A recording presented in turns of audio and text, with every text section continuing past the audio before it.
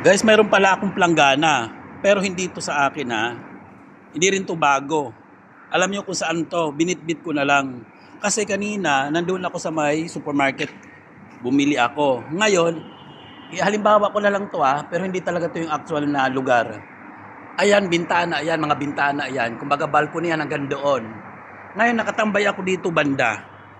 Yan, sa area na yan, ganyan. At, alam niyo ba, na etong planggana na to, simula doon, bigla na lang bumagsak ng ganyan. Ganyan.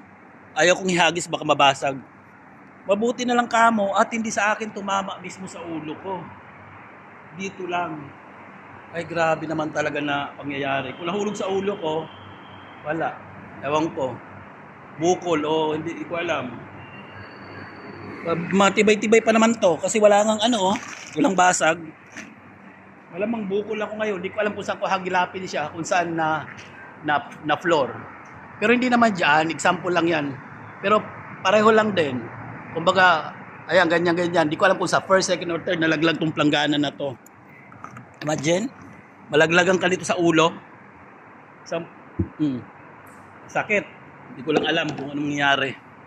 Ganun lang po. Kaya share ko sa inyo, huwag kayong masyadong magtatambay rito sa mga area na to na malapit sa mga balcony or bintana.